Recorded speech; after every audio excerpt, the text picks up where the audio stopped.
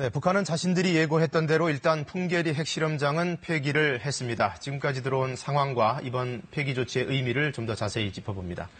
자, 박경호 기자. 네. 아까 본 사진이 우리 취재진이 보내온 사진이 아니라 조선중앙통신에서 보도된 사진이었어요. 네, 그렇습니다. 그렇다면 우리 취재진이 아직 원산에 도착을 안 했거나 혹은 도착을 했더라도 화면이나 사진을 송출하지 못했다라고 봐도 되겠네요. 일단은 인터넷에 이제 인프라를 따져보면 이제 북한이 지금 열악할 거라고 추측이 되고요. 우리보다 여의치 않겠죠. 네. 그리고 어제 있었던 풍계리에서 원산까지 한 15시간 정도 잡으면 네. 지금 도착은 한 것으로 보입니다. 네. 근데 연락이 잘 원활하게 되지 않고 있거든요. 그러니까 사실은 저희 공동 취재단과 연락도 어제 원산에서 풍계리로 간다, 네. 갈 거다 이런 얘기들만 이제 확인이 된 상태였고 일정상 올 거다. 그리고 끝났으니까 오지 않겠느냐 이렇게 보고 있는 건데요. 네. 아마 지금 이제 전송을 준비 중이거나 아니면 이제 막 전송이 되는데 말씀드린 것처럼 이 시설이 열악하기 때문에 좀 속도에 차이가 좀 있지 않을까 이렇게 추측을 해봅니다. 지금 트럼프 대통령이 북미 회담을 취소한 내용은 혹시 전달이 됐을까요? 기자단에게? CNN 기자가 그런 얘기를 했죠. 원산으로 오는 네. 열차 안에서 그런 소식을 들어서 좀 모두 다 당황하고 예. 북한 관리들도 할 말을 잃었다. 네. 이런 말을 전한 걸로 봐서는 그 안에도 이미 그 얘기는 이제 퍼진 것으로 보입니다. 그런데 아까 보면은 중앙통신이나 노동신문에서는 언급을 하지 않았죠. 네. 혹시 이런 변수로 인해서 북한에서 사진이나 영상의 전송을 갑자기 막거나 이럴 가능성은 혹시 짚어볼 수 없는 걸까요? 조심스럽습니다만 일단 네. 조선중앙통신을 통해서 그 사진을 공개한 이상 네. 굳이 국제 언론들을 다 불러놓고 예. 행사까지 했는데 그것을 마다한다면 오히려 정치적이거나 혹은 전 세계의 여론상에 받을 지탄이 더 커지겠죠. 네.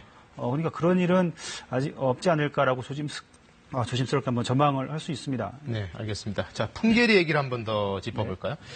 자, 풍계리를 왜 장소로 택했는지 궁금해 하시는 분들이 많을 텐데, 북한 측에서. 자, 왜 풍계리를 핵실험장으로 택했던 걸까요? 이제 풍계리에는 만탑산이라고 2,200m가 넘는 산이 있습니다. 네. 한라산보다 훨씬 높은 산이고요.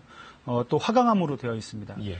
워낙 좋은 화강암, 그러니까 워낙 지질이 좋기 때문에 이 풍계리에 있는 핵시설은 네. 이 수직으로 들어가는 구조가 아니고 네. 산 중턱에서 수평으로 들어가서 달팽이관처럼 꼬여있는 예. 그런 갱도거든요. 그리고 중간중간에 두꺼운 문이 있고요. 네. 그런 상황에서 만약에 핵실험이 일어나면 고온과 거의 1억도가 넘어 순간적으로 예. 고온과 고압의 폭발이 일어나게 되는데 그러면 화강암이 순간적으로 녹았다가 다시 굳으면서 그것을 이제 코팅을 해서 방사능 물질이 네. 외부로 유출되는 걸 또 막아줍니다. 네. 그러니까 천혜에 어떻게 보면은 핵실험 장소라고 할 수가 있는 겁니다. 그리고 네. 또 한 30km 정도 민가랑 떨어져 있거든요. 예. 산골짜기이기 때문에. 그러니까 그런 걸 따졌을 때는 핵실험장에 좋은 조건을 갖고 있다고 볼 수 있습니다. 자, 이번 폐기는 어떤 절차로 진행이 됐을까요? 일단은 풍계리에는 모두 4개의 갱도가 있는데요. 네. 1번과 2번은 핵실험이 있었고요. 이미 3번과, 했던 곳이고. 네, 네. 3번과 4번은 아직 없었습니다. 예. 1번은 2006년 핵실험이 끝나고 나서 이미 사실상 폐쇄가 된 곳이고 네. 2번에서 2차부터 6차까지의 핵실험이 있었는데 이번에 지금 언론들이 관심 있었던 건 이제 3번과 4번이었죠. 네. 김정은 국무위원장이 정상회담에서도 자꾸 쓸모없는 것을 이렇게 없애려고 한다고 생각을 하는데 와서 한번 보라. 그럼 건재한 게 있고 네. 또 더 잘 돼 있는 게 있다라고 얘기를 하지 않았습니까? 예. 이번에도 이 3개 모두 폭발을 했습니다. 네. 지금 사진이 나오는데 저런 식으로 이제 폭파하고 나서 잔해가 터널 입구를 메웠다고 됐고 있고요. 저희 예. 막사가 보이지 않습니까? 네네. 그러니까 임시 건물인데 막사의 크기를 유추해 보면 연기가 상당히 높은 수준까지 올라온 걸 볼 수 작지는 있습니다. 않네요. 네, 그렇습니다. 그러니까 네.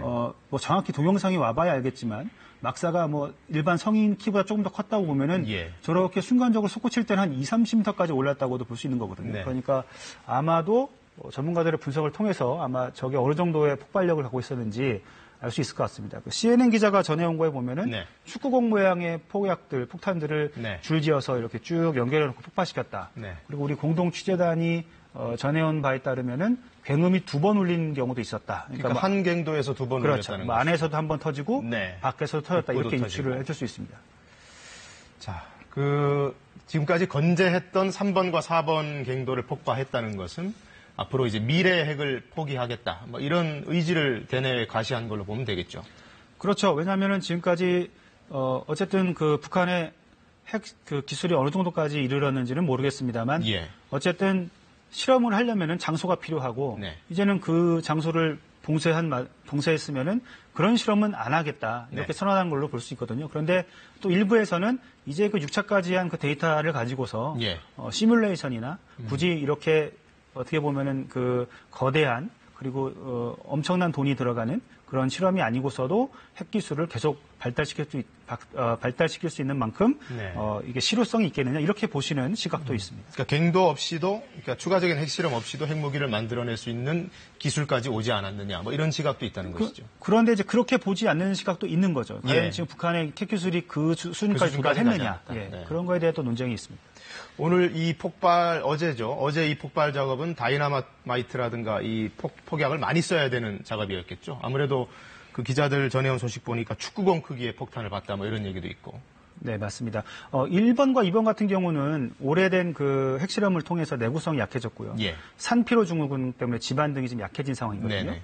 그런 상황에서는 뭐 굳이 많은 그 폭약이 필요하지 않을 수도 있었을 것 같습니다. 예를 들어서 우리나라에서 무슨 그 아파트 철거 같은 거 할 때는 한 100kg 정도의 폭약을 동시에 네. 이제 그것도 이제 폭파하는 기법에 따라서 다르겠습니다만 그 정도로 쓰고 있거든요. 예. 그러니까 낡고 내구성이 약했다면은 뭐 좀 적당히 썼을 수 있겠지만 네. 3번과 4번은 좀 튼튼한 곳이었거든요. 예. 그런 곳에서는 좀 더 많은 폭약이 썼을 것으로 이렇게 보입니다. 지금 그 국제기자단이 한 30여 명 정도 되죠. 네. 30여 명 정도가 현장 아주 가까운 위치에서 지켜봤는데 혹시라도 걱정되는 것은 방사능 피폭이라든가 뭐 이런 안전 문제는 없었을까요? 아까 그 사진에서 보면은 방화 모자, 네. 모자는 썼는데 우리가 흔히 알고 있는 그 방화복은 있지 잠시만요. 않았었죠? 지금 방금 북한의 북미 회담 취소와 네. 관련해서 아마 네. 논평이 나온 것 같은데 김계관 명의로 나온 얘기인 것 같습니다. 미국과 아무 때나 마주 앉아서 문제를 풀 용의가 있다. 이런 얘기가 나왔는데요. 상당히 전향적인 반응을 보인 것 같은데 어떻습니까? 네, 그렇습니다. 지금 그 김계관 명의의 또 발표가 나왔는데요. 네. 아무 때나 앉아서 문제를 풀 용의가 있다. 예. 트럼프 대통령이 거론한 분노와 적대감이라는 것은 네. 사실 그 정상회담을 앞두고 일방적인 핵 폐기를 압박해온 네. 미국 측에 지나친 언행이 불러온 반발에 예. 지나지 않는다. 그러니까 네네. 먼저 리비아 이런 걸 거론했기 때문에 한 거지 네네. 우리도 판을 깨고 싶지 않다. 네. 이런 읽어줄 수 있을 것 같습니다. 그런데 돌연 일방적으로 회담 취소를 발표하는 것은 뜻밖이다, 네. 유감스럽다 이렇게 얘기를 했거든요. 네네. 그런데 이렇게 바로 즉각적인 반응을 보인 걸로 봐서는 이게 또 어떤 작용을 할지 네. 두고 봐야 할 것 같습니다. 제가 보기엔 상당히 이례적인 북한의 반응인 것 같은데. 네, 왜냐하면 미국을 그동안의 그 제스처를 보면 미국의 이런 입장이 나올 때마다 굉장히 강도 높게 비난했는데 뜻밖이다 이런 표현을 썼어요. 그렇죠. 일단은 그 서로 준비를 하고 있던 상황에서 네. 이제 이거 취소됐을 경우 여러 가지 손익계산, 이해관계를 이제 예. 계산해보지 않겠습니까? 네네. 그리고 이런 그 취소가 된 이유 중에 하나가 단순하게 어떤 의제 문제가 아니고 네. 이런 식의 어떤 그 수위나 발언의 문제, 어떤 상대방에 대한 예우의 문제였다면 충분히 네. 조절을 해서 더 큰 회담에 임할 수도 있는 그런 문제일 것 같고요. 네. 일단은 지목됐던 김계관이 이렇게 어떻게 보면은 바로 그건 아니다라고 예. 이제 해명을 한 거 아니겠습니까? 그렇죠. 그러면은 또 미국이 어떻게 반응할지 또 두고 봐야 할 것 같습니다. 당사자인 김계관이 직접 바로 해명을 한 거예요, 그렇죠? 그렇죠. 자, 미국에서 트럼프 대통령이 북미 회담 취소하겠다라고 하자 북한이 굉장히 신속하게 지금 반응을 내놨는데 네.